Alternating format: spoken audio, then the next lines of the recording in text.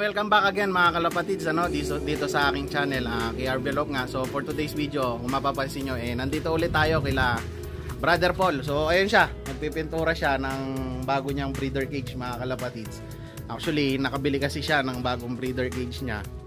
Ayan, yung dilaw na yan, inayos natin, tinulungan natin siya na magbuhat kasi medyo mabigat yung mga breeder. And yung pinaglumaan niya mga kalapatids is ito, ayan, makikita nyo. Dadali natin yan, mapupunta sa atin yung breeder na yan. Iuwi natin dun sa bahay para meron tayong dagdag na breeder cage mga kalapatids. So ayun, Sunday nga ngayon mga kalapatids, walang karera ang UFC ngayon kasi gawa ng ang basketing for Tacloban is sa Miyerkules pa. So next Sunday sa next Saturday pala, bali 2 days race kasi ang Tacloban. Basketing ng Wednesday mga kalapatids, then release ng Sabado, then hanggang Linggo ang arrival ng mga ibon. So pag-aabang natin. And baka sa susunod na Tacloban dito ulit tayo makikiabang sa kanya, no? So ayun nga, nagpipintura siya ngayon. Ayan yung breeder cage niyang bago. And tatlo yan yung nabili niya. 5,000 lang, murang-mura, pininturahan lang. Ayan ang ganda. Makikita nyo, maganda yung breeder cage niya. Ngayon, then yung luma niya, iuwi nga natin mga kalapatids. And mamaya, meron siyang isinakay din na ibon pala sa abe-abe or yung ARPF mga kalapatids. Aabangan natin mamaya kung uuwi yung kanyang ibon. Ang release nun is Allen Samar mga kalapatids. So medyo na-delay ang ARPF. Di katulad ng UFC is medyo mabilis yung karera nga. Kaya final lap na sa susunod na linggo mga kalapatid. So ayun, update ko na lang kayo hanggang mamaya. Aabangan natin yung isang ibon niya na isinakay sa ARPF mga kalapatids. A few inches later. So ayun mga kalapatids, bali alauna na ng tanghali. Then sabi ko nga kanina, aabangan natin yung isang ibon niya sa ARPF mga kalapatids. So sa forecast ng Yona mga kalapatids, 1 nanyang oras? 1:45. 1:1 ang ispida ng mga ibon. And ngayon is alauna na. So medyo mag-aabang-abang na tayo. Samahan nyo kami mga kalapatids. ARPF bird yung darating mga kalapatids. So tara, samahan nyo kami habang nagpipintura kami ng breeder cage. Mag-aabang tayo.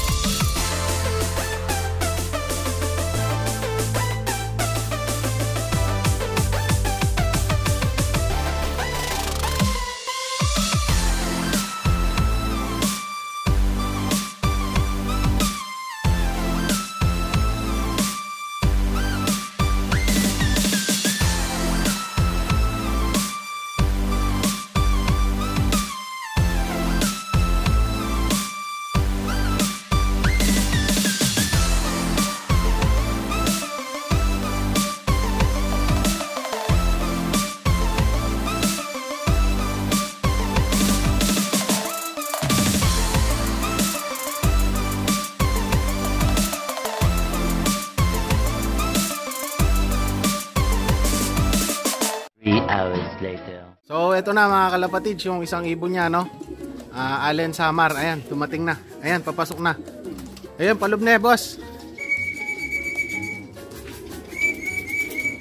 So pinapapasok lang niya. Isa lang to mga kalapatids, yung isinakay niya ng ARPF, So clock pa siya, ayan. Kinukuha na yung ibon.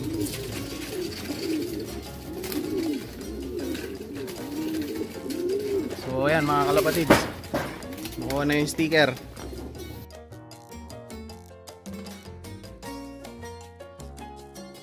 So ayan mga kalapatids, kasulukuyang kinaklak yung ibon, and fresh from Allen Samar.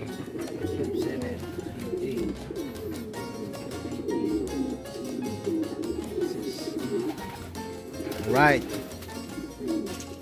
Kitang hayop.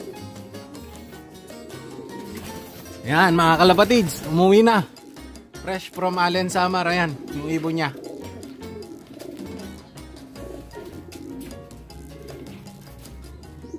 Medyo hapon na nga lang nung dumating, medyo late na. Pero sana clock pa, hindi pa naman cut off yata. Speed 780 mga kalapatids, clock yung ibon. Though butas yun nung nakaraan, pero clock siya ngayon. Allen Samar mga kalapatids, may isasakay din niya ng Tacloban. Alright, so ayan. Wow. Ayan, kukunin niya yung ibon ano.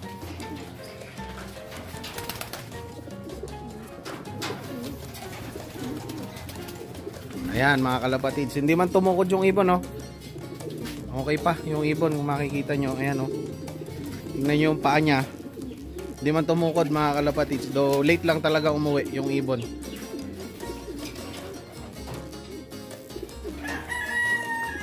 One eternity later. And ayun na nga mga kalapatids, ano, nakauwi na tayo galing kila John Paul Bermudo. And kung nakita nyo naman yung isang ibon niya na isinakay niya ng ARPF or yung Abe-Abe Racing Pigeon Fancier, nag-clock naman siya. Though late umuwi yung ibon, pero clock pa rin, 780 yung naging speed ng ibon. So worth it yung pag-aabang natin. Dahil nakauwi nga yung isang ibon niya, no, yung Blue Bar, kung nakita nyo naman. And sa darating na karera ng UFC mga kalapatids, next week, baka makikiyabang ulit tayo doon. Bali 4 yung isasakay niya ng Tacloban. And hindi ko nasabi doon sa update ko nung nakaraan mga kalapatids na meron pa pala siyang 2 ibon na umuwi.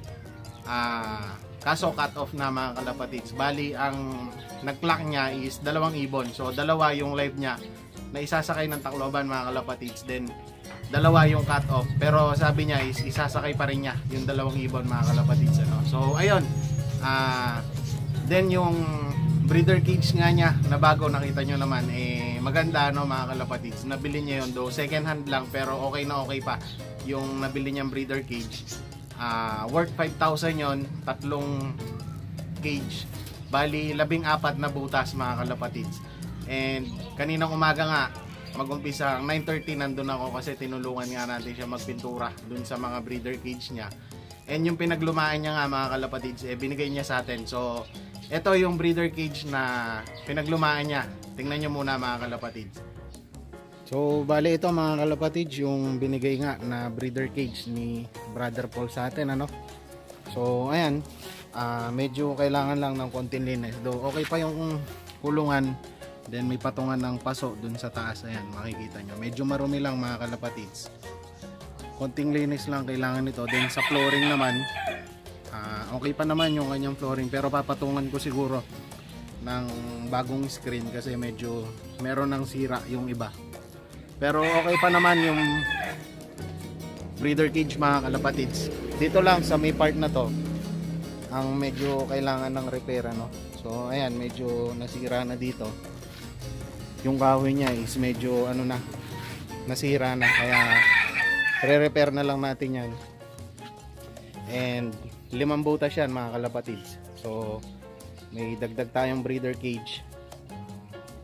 I-update ko na lang kayo pagka sasalpak ko na kung saan ko ilalagay yung breeder na to mga kalapatids ano. So ayun lang, bigyan ko na lang kayo ng update sa mga susunod na vlog mga kalapatids. So ayun, nakita nyo naman na medyo may konting repair lang na kailangan ayusin dun sa breeder cage na binigay niya, na pinaglumaan niya. Pero okay pa naman, okay na okay pa yung breeder cage. Konting repair nga lang mga kalapatids ano.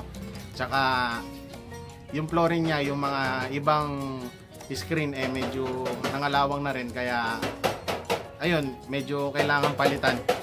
So i-update ko na lang kayo mga kalapatids sa regarding dun sa breeder cage kung saan natin nilalagay. Pero ang balak ko is dito sa likod ng, sa tabi ng kwarto namin sa may bintana, kasi medyo maluwang dito sa gilid. So i-update ko na lang kayo sa mga susunod na vlog mga kalapatids kung saan ko ipopwesto yung bagong breeder cage nga natin na pinaglumaan ni Brother Paul mga kalapatids ano. So ayun mga kalapatids, that's it for today's video. Good luck sa mga may karera. Then congratulations pala sa mga nakapagpakla. Yung 5 linggo nga mga kalapatids. Though ang UFC kasi is next week pa nga ang karera, sabi ko, no. So Tacloban race, final lap ng UFC mga kalapatids. So makikiyabang ulit tayo. So abangan nyo yung vlog natin dyan this coming Saturday and Sunday. 2 days race yun mga kalapatids ang Tacloban. So ayun, good luck sa ating lahat mga kalapatids and happy flying.